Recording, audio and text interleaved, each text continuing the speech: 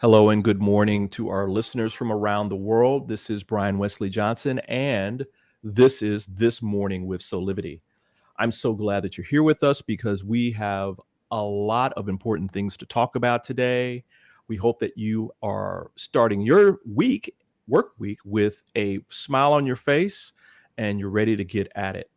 Um, as I've said before, this is a time for all of us to create a space to have real conversations about what's going on in our world and in our lives.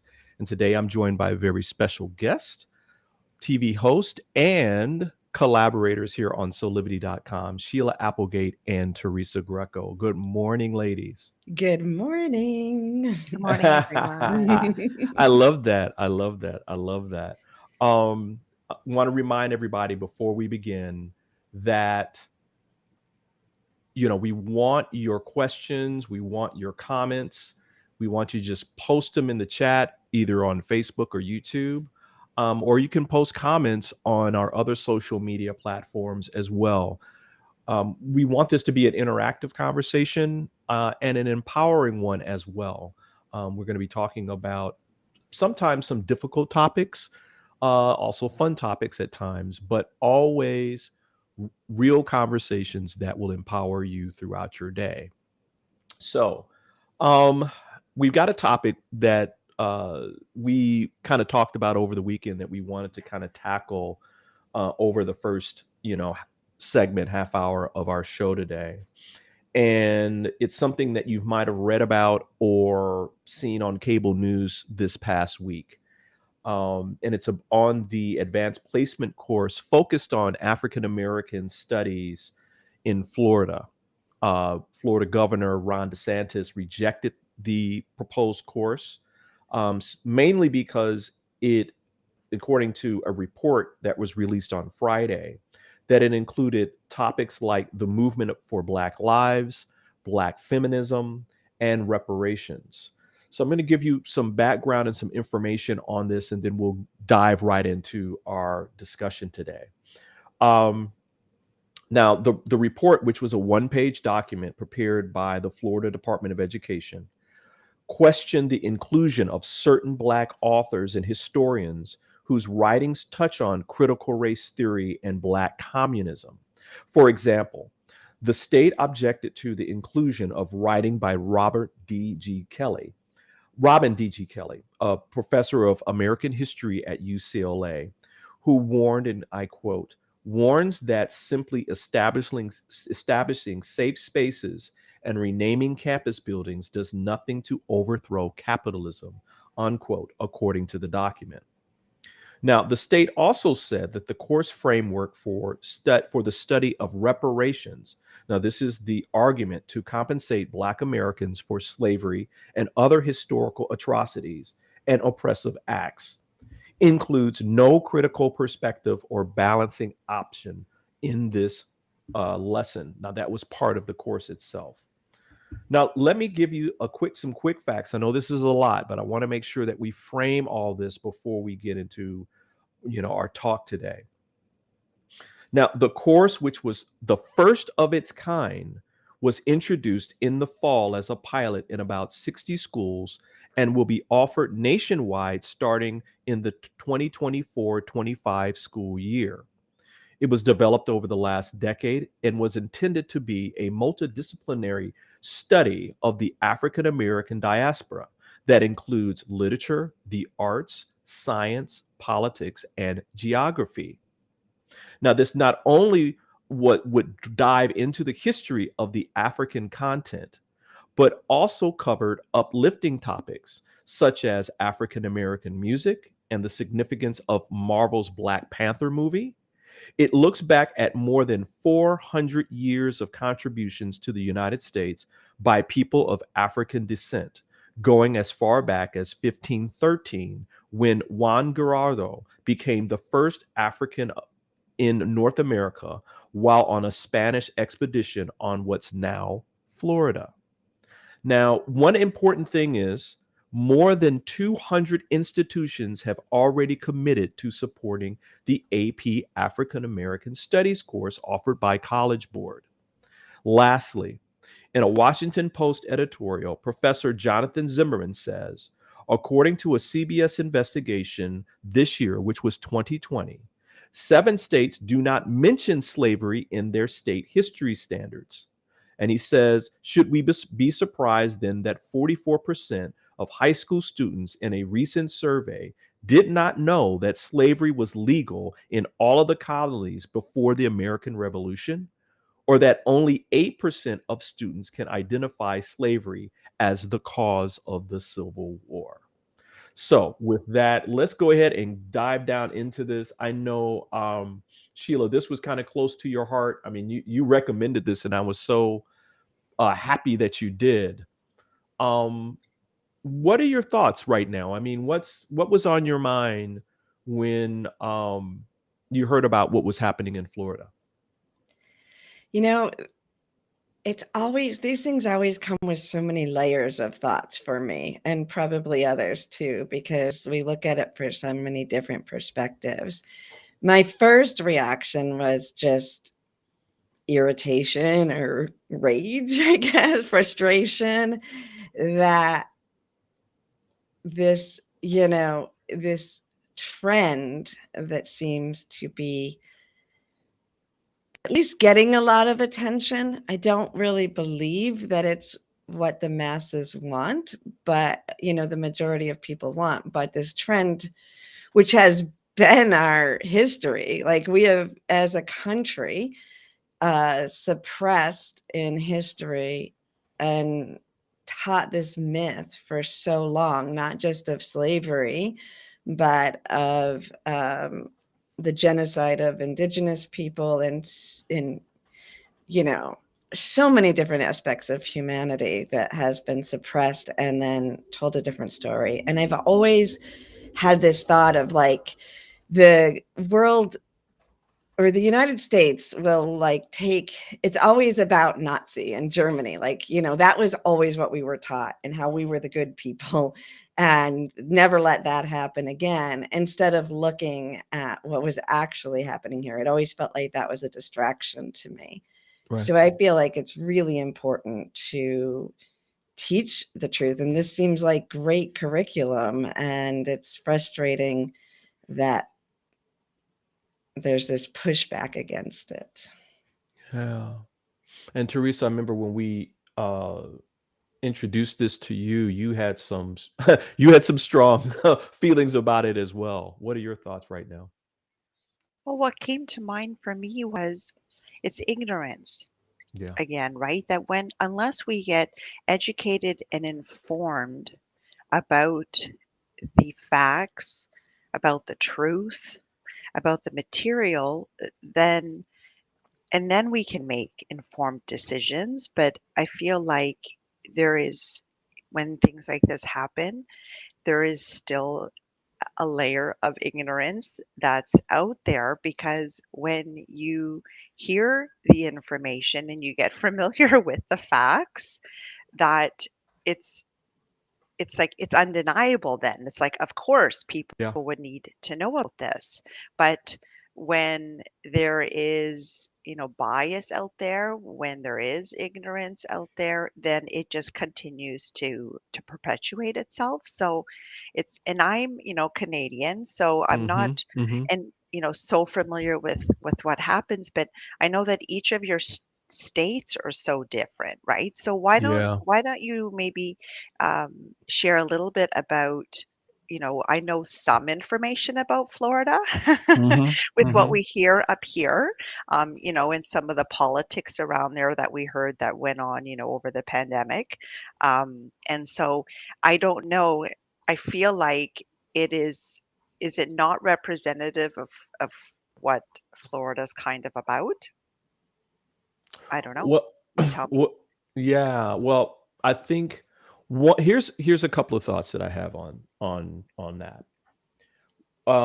What's interesting is that long before, I'm just giving some context and history, long before there was what a lot of people understand about Harriet Tubman and the Underground Railroad actually going north into the Canadian into Canada, there was a southern one that actually went through Florida south into the islands that were Spanish, and that the Spanish who had banned quote unquote slavery were trying to get blacks to leave Florida and come there and be free men and women. And this was I mean, like they were talking about, I mean, the first slaves came into the country in the 16th century in Florida, and that they left there. And I just thought it was ironic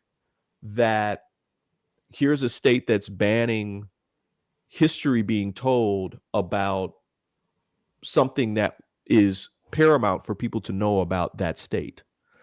But Florida itself is in a political quagmire, I would say. For many years, it was called a swing state. Sheila, Barack Obama won that state in 2008, correct?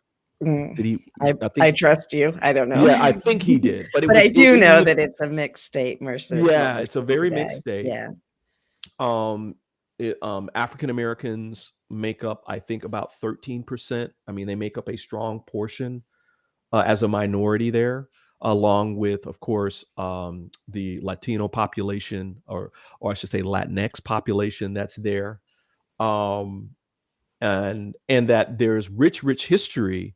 And then over years, in my opinion, there's been efforts to, first of all, suppress the power of those minorities that are there, to swing the vote one way. And as we know from reporting, Ron DeSantis is considering a run for president in 2024.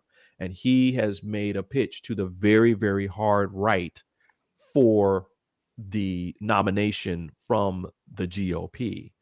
So I think all of this plays into this, and that this is more about political theater than it is about moving the country forward and telling a quote unquote accurate representation of American history. I'll give you just one example. Since blacks were slaves for this 300 years, since even before the founding of our country,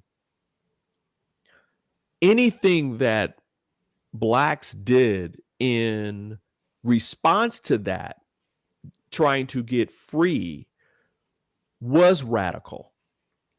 So if you talk about history in the context of, well, we can't have any radical thought processes from African Americans on the subject of slavery, for example, that would be, in my opinion, crazy. Because these are people who are trying to get free, and that they're bucking the current political system and economic system to do so. So it would be radical. I mean, I don't know of many slaves that were saying, well, we can work out a deal with our plantation owners to, we'll be slaves Monday, Tuesday, and Wednesday, and then the rest of the week will be free. I don't know that was occurring. So that's just my thought process around that whole, like, what's happening right now in terms of this, especially when you look at that, the vast majority of institutions and school districts are going to adopt this AP course in their, for high school. So Teresa, you had some more? I just wanted to say that, after I was on the show last Monday, which, we were talking about Martin Luther King Day and talking about the importance of education and debunking the myths. I just feel like, this is just another example of where we are, as humans on this planet, right? That we make advances, but then there seems to be like these steps back. and it's like then we see some good progress and celebration, and then again, something like this happens, and it's like, well, you guys are moving, forward as much. But I think that these we will continue have these setbacks when we still have this generation of people on the planet, right? And what we were Right. talking about in our discussion is that the younger people that are now coming through have a different perspective, and based on maybe some of the educators that they have in the schools, that they're I want to believe that there's always progress happening, that even though, we still encounter these type of situations that halt progress Hmm. in these areas, that I want to believe that there is still steps moving forward. Like even if it's just one person, right? Like I say, that if I can just positively impact just one person every day, and Yeah. I want to hope and believe and trust that there is that one person every day. I hope it's more than one, but Yes. at the minimum that there is just one. And that Brian talking about this is important because again, these type of things can happen, and if we don't talk about how wrong it is, Mhm. it'll just be like, "Oh, okay, it didn't pass. Oh well." Well, no, it's not an oh well, because we are trying to make steps to bring more education to what happened in the past so that people can understand, the present reality of people, around the world, of all colors, of all races, of all religions, of all types. So it's important that we talk about, even though I think this is good, right? Sometimes it's like these things happen. We're like, oh no, oh, no, but it allows us to just, reevaluate Hmm. and say, Yeah. where, are we really moving forward as much as we need to? What kind of a setback like this? What does it really mean? When you shared a post with us over the weekend, and I read some of the comments, and to be honest, I was like pleasantly, um, I don't know what's the word to say. I was happy to see that there were people, in the comments that, had a problem with it, Right. because Right. we should Right. have a problem with that. And I'm like, okay, good. I'm glad. I'm glad that people are not thinking that this is okay. And I think that that's important. I think that even something like this, I think the fact that I know it feels like a big setback, but the fact that people are upset about it also tells you that, there are people that understand that this type of stuff should not continue to happen, and that we Right. still have ways to go till we get to that place of equality amongst everybody on earth. Absolutely. Well said. I like that. Thank you. Listen, ladies, we're going to take a quick break. And when we come back, we'll continue on this topic. And, because I think it's important that we, dive into this a little bit and, talk about maybe, some ways forward after, after this has kind of died down, I mean, because there's other things that are happening in the world and we want to talk about that as well. So we're going to stay right here on this topic, everybody, and we'll be back in 60 seconds. Have you ever asked the question, if I was to be anything, what would I be? Regardless of money, regardless of status, beyond popularity and fame. Living your passion, feeling your life has purpose. Soulivity is a space to nurture that which lives in all of us. A place where work can become play, and doing what we love creates the dreams of a lifetime.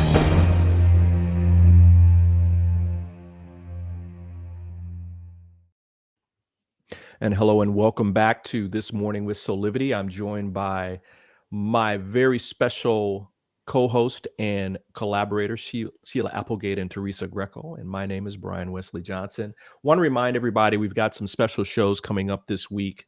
Tomorrow, actually, we have award-winning artist, TV producer, host, and author Shannon Grissom. You might know her from the Sock Monkey journeys and books and other items that are being sold around the world.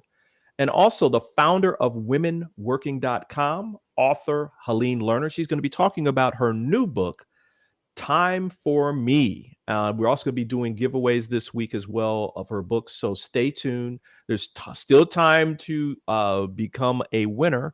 Just go to our Instagram account and repost our post there on your story and comment, and you could be a winner. So, ladies, we're talking about Florida and the ban on the AP African American Studies course there. And Sheila, you had something that you wanted to say about this. Yeah, I do agree with Teresa. And the phrase that I like is, on a long enough timeline, progressives always win, because humans are progressive creatures. So sometimes the timeline is longer than we want, but we always move forward. So I do definitely agree with that. And Brian, you had talked about this kind of being theatrics for this whole political aspect. And that's definitely, in my opinion, what's going on. And I think, well, to put out there also that they're using this proposed law, which is called Stop Woke. Which is I mean, the really? lowest level of political commentary, because that has become a term, for those of you out of the United States, that's become a term that's used against people who are progressive, that they're woke. And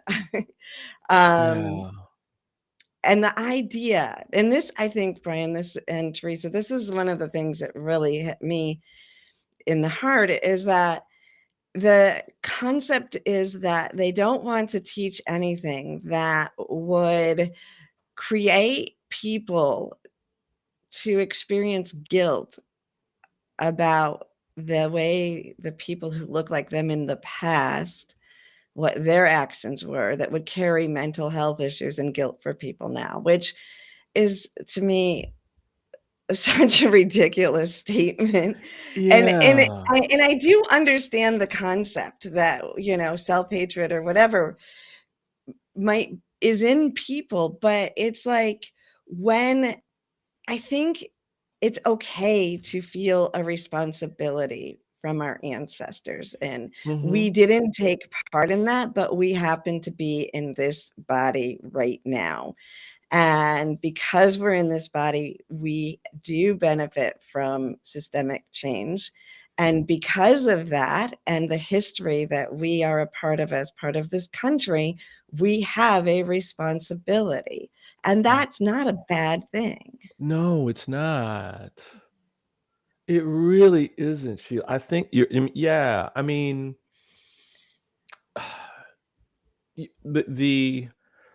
there's a great series right now about, it's called Through the Grapevine. And it's actually by one of the endorsers of this current AP course, Henry Gates Jr., who is a noted Harvard professor on the African and African American diaspora. I mean, he's had a number of very prominent mini series on Black in Latin America, for instance, as well as his noted regular series on people's genealogy, which is Finding Your Roots. He talks a lot about the fact that African American history is American history, right? And that it didn't occur immediately after the Civil War, but it occurred something like almost 100 years later, where there was this immediate drive and pushback to reframe the importance of the slavery into the Civil War, into Reconstruction, and that there was this narrative that was created about um how the South was, happy, and everybody was just happy down there, and there was no like suffering or anything like that. I mean, you don't have to believe me, folks. You can just go back and watch movies like Gone with the Wind, for example, Right. or other movies that talked about the South back then. Um, you know, the real truth about that wasn't even told until recent movies like Glory, and other movies about the Civil War that were being told, um, really talked about what was happening down there in a more honest light. And so it's important that to your point, Sheila, that we understand and we know what the history is. Because, like, for instance, most people don't know that, several, decades after the Civil War, African Americans were represented not only locally and at the state level, but also at the national level. Right. There were Black representatives in the Congress. I mean, think about that. Right. Right. So people talk about, oh, well, these people, like the first Black person to be in Congress in 1960 or 70. No, that's not true. So what happened? There were Right. something that happened, and we need to talk about that. So, Teresa, Right. you wanted to say? Yeah, because, one of the points that I made last week was that it's important that we have resources that are actually telling the truth. That Right. as an educator, I know the resources that were given to me about particular topics.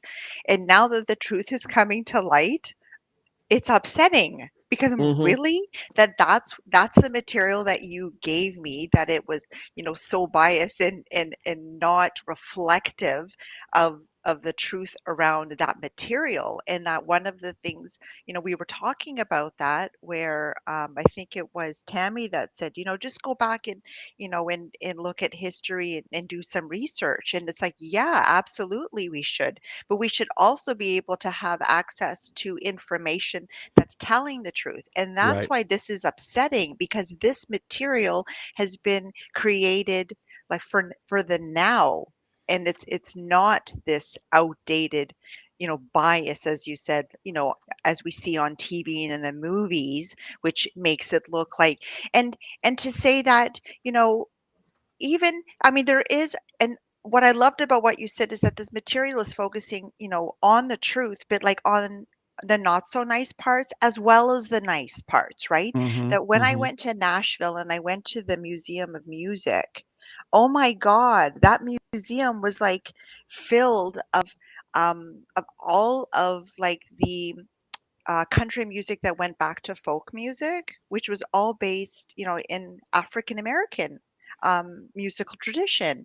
And I Mhm. was like, oh my God, this is so beautiful, right? And that there were those beautiful aspects that even, let's say, Elvis Presley, with the Right. passing of his daughter, right? That a lot of his music had all roots in in black music. And so Mhm. I'm like, it's beautiful that this curriculum is highlighting, both aspects.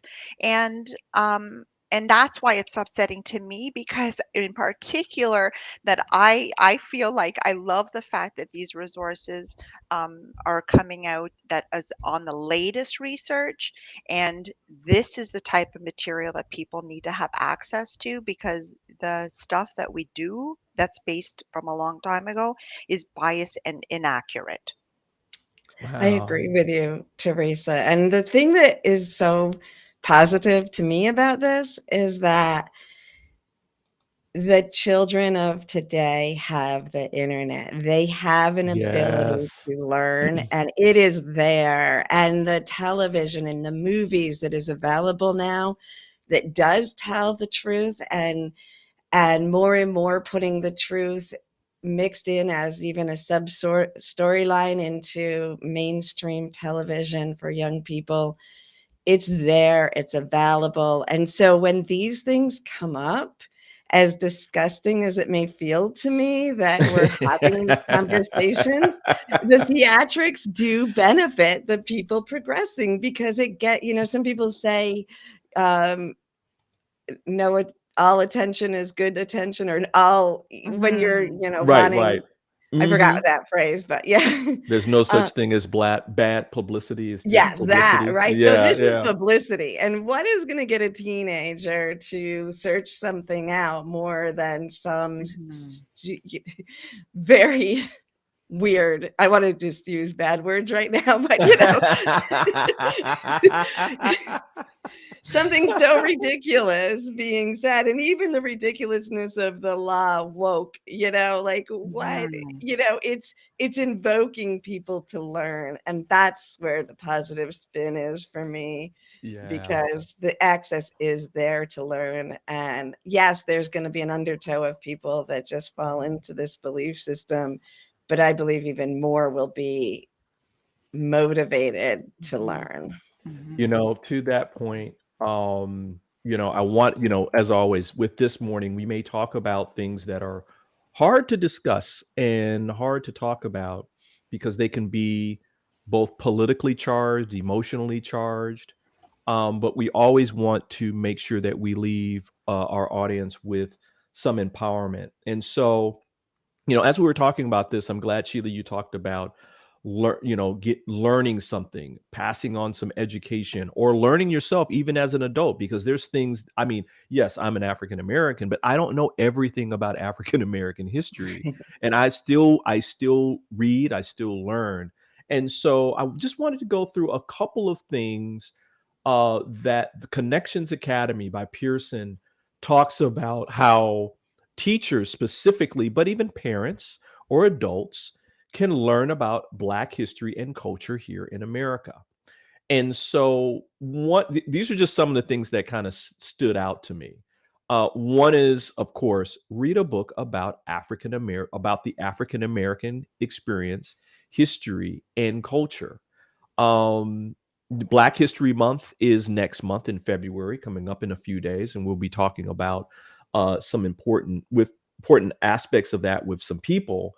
But there's tons of terrific books that are out in the ether on Amazon or in your local library that talk about African Americans and the importance of their lives to American history. Another is watch a documentary.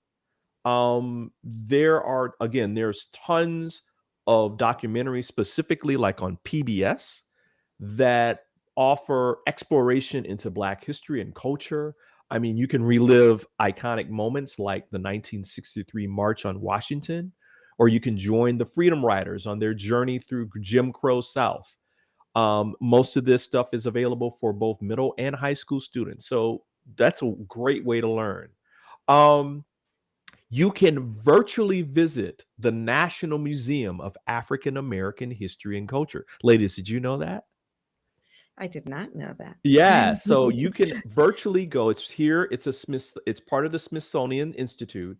It's on the National Mall, and they have a wealth of online learning resources to help you learn more about the African American experience. And there's even free interactive lessons that you can explore both well-known and not so well-known moments in history. Another easy one: watch a movie showcasing African American history or experiences. We talked about Glory. I mean, there's other movies that are out here that are part of it. I mean, one really good movie, but it's hard to watch, is Rosewood, that talks about how Black Meccas at the beginning of Jim Crow South were basically torn down. And so you get an idea that Black people, yes, there were some poor, but there was also people who came together and formed towns like in Tulsa and in the Mississippi valleys and other places around the country. Also, honor African American veterans. I mean, most people don't know that over 200,000 African Americans served in the U.S. Army from 1863 to 1865, and they made up nearly 10% of the American soldiers that served in the Civil War. And so there's a long history of African American veterans that are there. And one other great thing is listen to a TED Talk. There are great presentations that are on the TED network that includes things that are, again, coming up in Black History Month. But, you know, as people in my community say, you know, Black History Month is 12 months long. So, so you can learn more about African American history and culture and experiences, and, you know, inventors and a whole bunch of other important aspects of American history by just, listen to people talk about it. So, Thank any you. final Thank you so thoughts? much. Thank you Yeah, so much for sharing all of those. It's yeah, beautiful. It really yeah, is that, as yeah. Sheila said, we have access to so many different avenues of resources. And then, you just went out and talked about a whole bunch, whether Yeah. you want to watch it on TV, whether you want to read about it, whether you want to look at it on the internet, whether Right. Right. whatever kind of suits your fancy. There's Right. a way of being able to get more informed. And so thank you so much for sharing all of those, because Yeah. I hope that we can encourage people to do a little bit of that. And as you said, not just, it's unfortunate that we have to designate a month of the year to do that, because we should be educating ourselves and learning and moving forward and growing and expanding all the time. But if people needed an excuse to definitely maybe take advantage of at least one of those things that you shared next month. Absolutely. Thank you. Absolutely. And again, American history doesn't stop in 1 month. It goes throughout the whole year. And so these are things that people can take advantage of and learn more about the truth of what was happening during those times. I mean, just read about it. Don't take information from somebody just on Twitter or or other places. There's plenty of resources that people have put together for decades now that you can take advantage of. So listen, we're going to close this topic out, and when we come back, we're going to come to Sheila because she's got another topic that we can talk about. But we're going to take a quick pause for the cause, and we'll be back in about 60 seconds.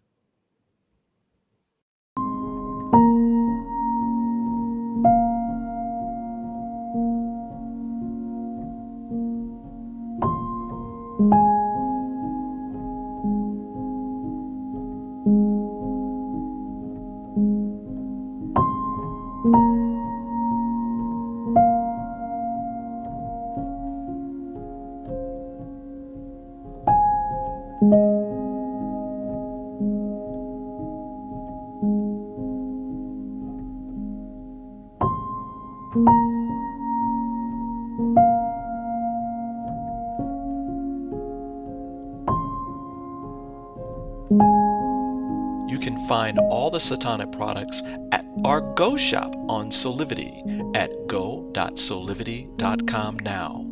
Shop for beauty products, skincare, hair care. It is all there at the Go shop.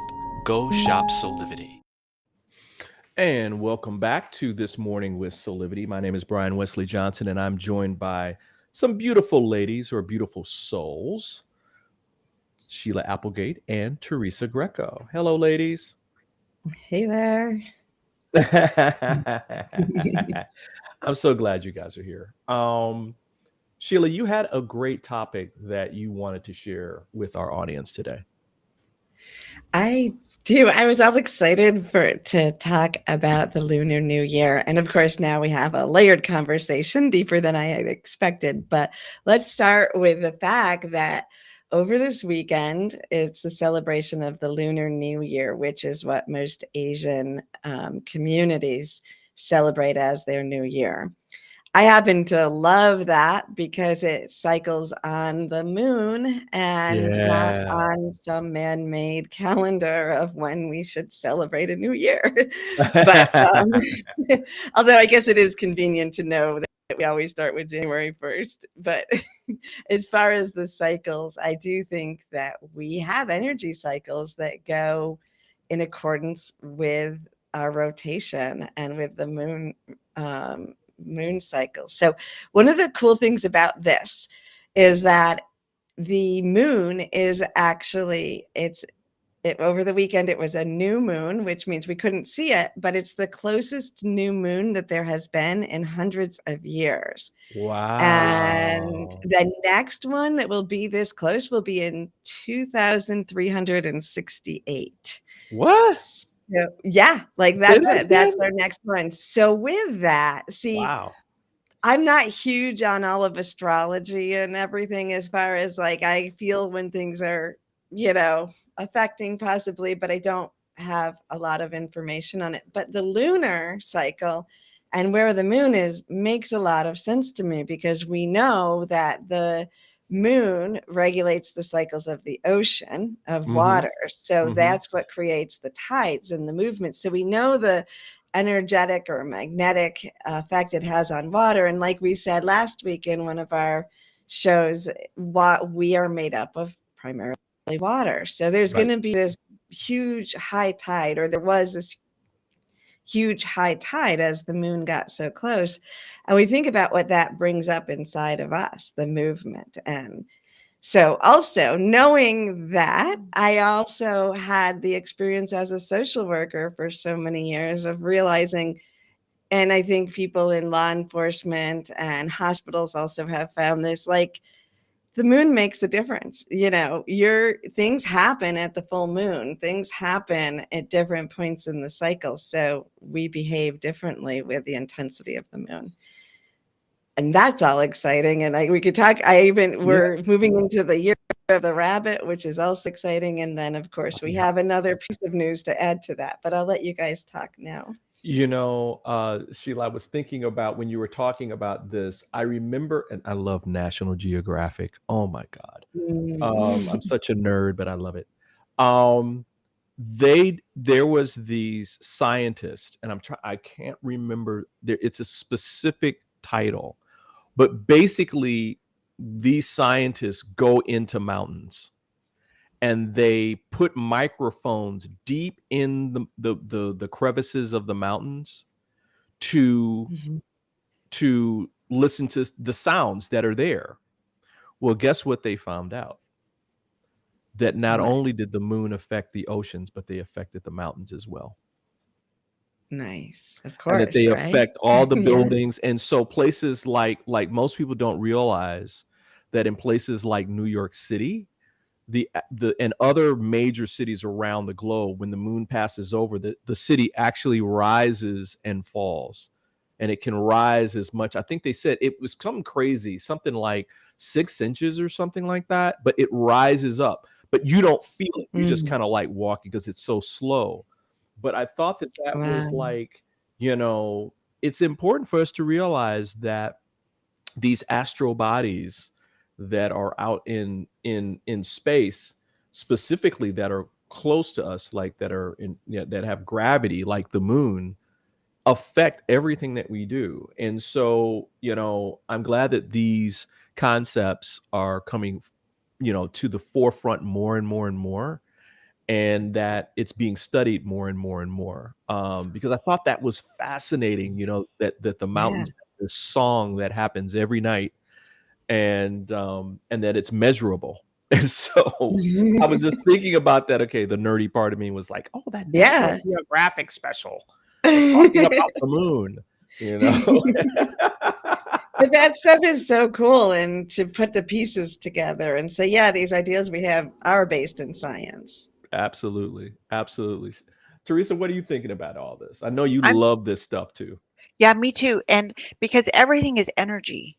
And so Mm-hmm. when I'm listening to you both speaking, I'm like, there's just that confirmation again that everything is energy and we're all interconnected. There's this amazing science that just came out that I watched, actually, I know, ironically, on a TikTok video, but and it was this, that science has now proven that everything is interconnected, that um I don't know if it had to do, I think it went even like smaller than particle, like literally just like the energy, not even, something as small as a particle, like even just smaller than that.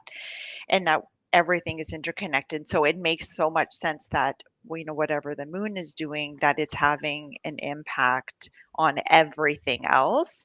And Mm-hmm. that, you sharing what's happening in the mountains is like, there's another layer of that impact and that interconnectedness. And if only people could realize that we are all interconnected, that though we all look separate, we are not, that the energy that is in everything is in us, that is in nature, is in inanimate objects. We are connected to everything, that everything is vibrating. Inanimate objects still have an energy, although not vibrating, very quickly. If we think of like particle theory with science, we know that even in inanimate objects there's energy, but because those particles are so closely knit, it doesn't move as quickly as other material objects. And so if we could only know that, and understand that we're all interconnected, that what we do to something also affects us because we're connected to that. You're like affecting the whole, that when we help the whole, we're helping ourselves. And when we hurt others, we're also hurting ourselves because we're all connected. So this for me is an example of that interconnectedness of everything and everyone. It's beautiful. Mm. That was, again, nicely stated, my dear. Nicely Mhm. stated. Thank you. Um, and Sheila, you wanted to talk about, I think there's, well, not that there's an other side of this, but something that was also reported in the news over the Right. last few So, days. yeah, I do. I think it's a dichotomy that we see. And we're talking about the energy affecting everything. And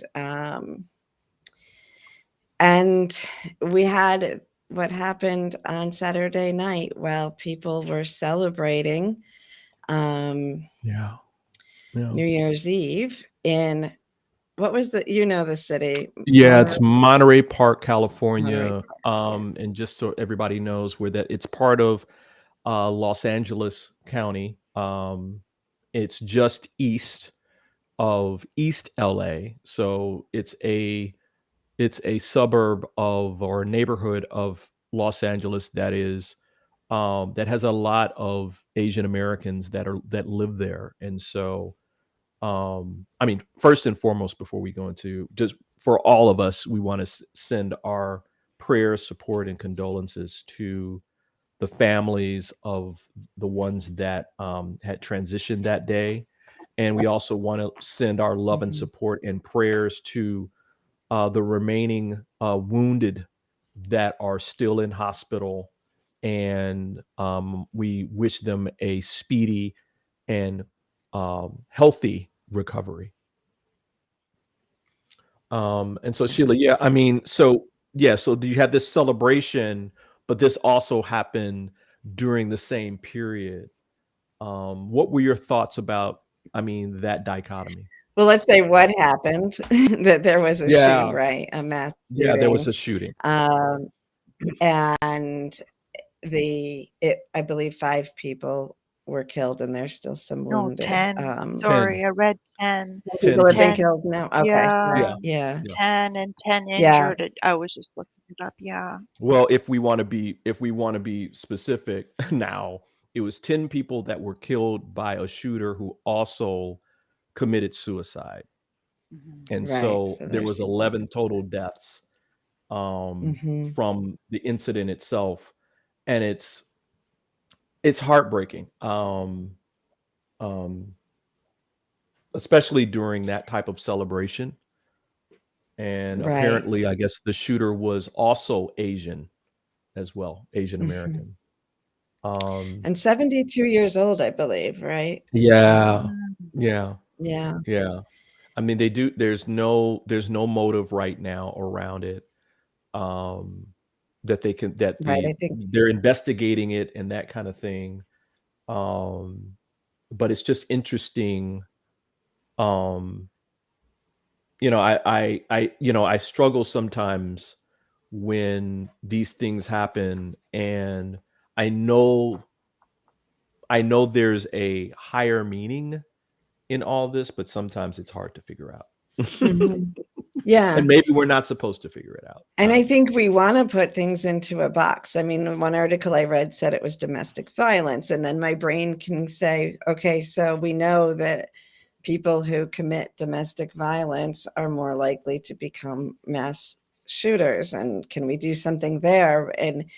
But I think it's just it's a wound that is deep in, or it's it's a commonality in the United States above any other country.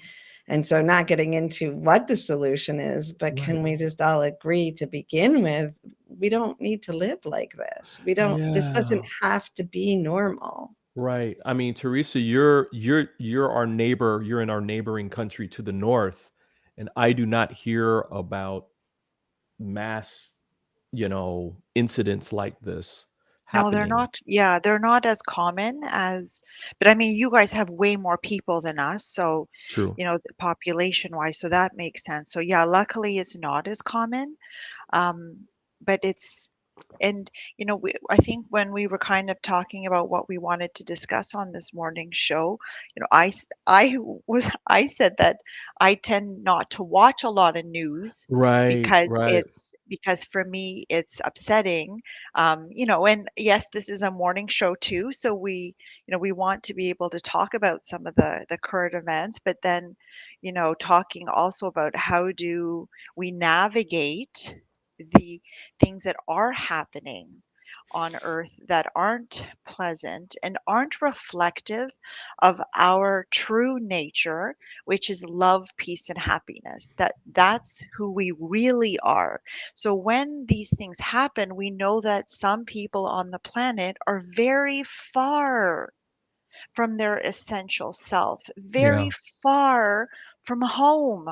Because Yeah. if they were home to who they really are, they would never do these things that we see. And that when it come, obviously I want to still remain aware. And so it's these situations that they don't bring up anger inside of me at all. I feel so much compassion for these people in that if you were aligned with the truth of who you were, you would never hurt other people because, as I was just saying, we are all Y- interconnected. Yeah. And that when you Yeah. hurt others, you are hurting yourself. But this is how much pain these Yeah. people are in, and that therefore in they can only give from who they are, and their actions are a reflection of what's happening inside of them. And so we have to show some compassion. We have to also respond to these situations with love.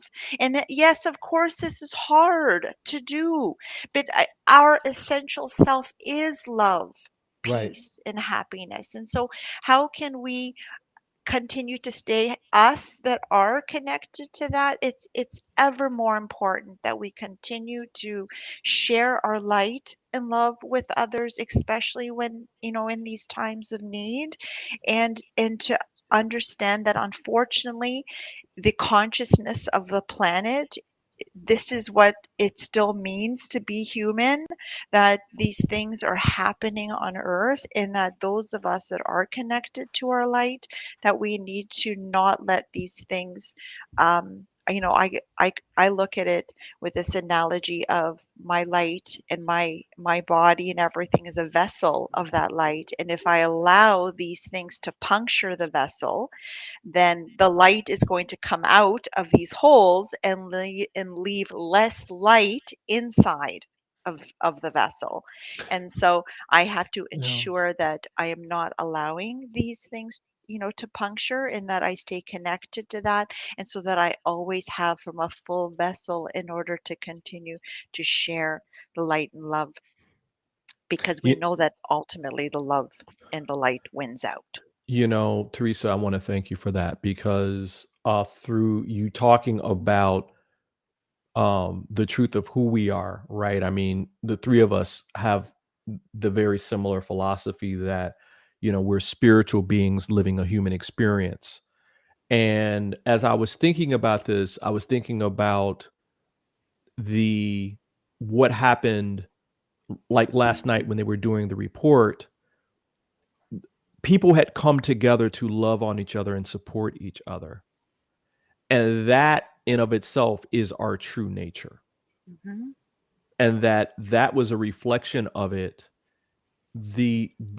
And the key aspect of that we're supposed to learn, in my opinion, is that's the state that we need to maintain more of all the Hmm. time. Hmm. Because I look at this, even the shooter, what resources were there to support that shooter or that man before the act was committed? Did we, because a lot of times if this was a mental health issue, mental health and support around people who are in pain is lacking a lot of times. And that, especially if you're poor. And so, as I was just hearing your words, and Sheila, you too, what came to my heart was, man, if we could just maintain that level of compassion for each other that always happens after these incidents, Hmm. then what a change would come about in our world. And Hmm. Sheila, I'll go to you for the last word. Well, I think what you both said is spot on, because we so quickly want to say, well, why? And and then go from that direction. We're never going to know why he committed Hmm. suicide. And so any speculation that we come up with is not going to be anything but a speculation. But the compassion, moving to that compassion, I do believe ultimately things change from the down. And so when we stay in the space of love and compassion, we are able to take actions that will help to bring us in a new direction. I do think that we live in a world of polarity and the dichotomy Yeah. that is part of the Earth experience. We spoke about the moon and all of its beauty. I still want to talk about some of the wonderful things that are coming moon and this cycle that we're having right on this Lunar New Year. But we also know that in itself could have been put him over the edge. True. If Exactly. he was all, and that influence that is beyond our human concept. So, because it moves things, you even said it shook the mountain, and right now it's all about shaking what's been buried and bringing that up to the Hmm. surface. So, as sad as it is, we all have a role to play in this dichotomy that we live in. And so with that, can I just switch over and say, let's look at some of the positives that the new year brings in. It's called the Absolutely. year Go of the for it. rabbit, which is, it speaks about prosperity and abundance and deepening relationships, fast movement. And I do know that there's an energetic shift that has happened over these last weeks that is profound. And I look forward to experiencing that in all the ways that we can as humans. And this is one last little tidbit that just blew my mind away because I didn't hear it before. A lot of the Asian people, like we see the man in the moon, and we learn and we see the face of the moon. They see a rabbit. That's the Wow. that's what they talk about. And so I looked up pictures of it and tried to see as many, get that image in my head. So as soon as there's the next full bright moon, I'm going to go look for the rabbit in the moon. Let's all look for the rabbit. I think that will be healthy for all of us. Thank you, ladies, for such a great show. First and foremost, we want to remind everybody that coming up on Wednesday is another Consciously Awesome Living with Sheila Applegate at noon right here on our social media platforms. And on Thursday, there's another Steps to Happiness with Teresa Greco with another fantastic guest. You can learn more about Sheila Applegate by going to her website at SheilaApplegate.com. And Sheila, what's going on this week? What goodies are you offering our audience? We have a discount for soul connection sessions that you can get through Soulivity, and we'll post the link on the site for you to see. But if you come over, individual session with me with a discount. Fantastic. And Teresa, I'm going to California, so that's all I got. Oh yeah, going to California. Isn't that a song? Anyway, Teresa, I know you've got some good stuff too that you're going to be offering on the Aspire platform, but can you talk a little bit about that? Yes, so there's going to be 2 courses that are going to be available for you to check out on Aspire. One is going to be the 8-week Steps to Happiness group coaching course that you can be a part of, where each week for an hour we're going to talk about some of those different steps that you can take to live happier lives. And the second course is going to be for those who may be interested in becoming life coaches. So if you are one of those that are thinking, wow, what is this? What does being a life coach entail? This particular course is great because the idea is that we need to flourish in our own life before we can help others to flourish, and those around us to flourish. That it must happen within us first. So this course really does give people the individual steps to take first, and then at that point you can decide if you want to actually help others to do the same, and then there's opportunities to build on top of that. Also, if people are in careers where they find themselves acting as coaches, so managers, people in HR, they naturally coach others, and this course would actually give you some of those tools that you can implement in your present. Fantastic. This is all good. I love it.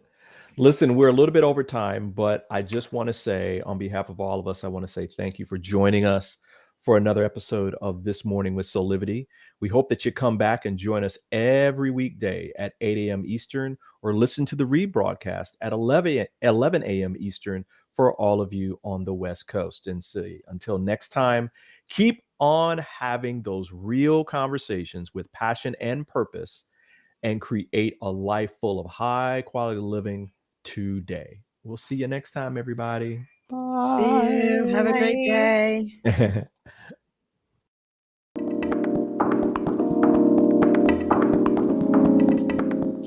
This work is subject to copyright owned by Affinity Global LLC.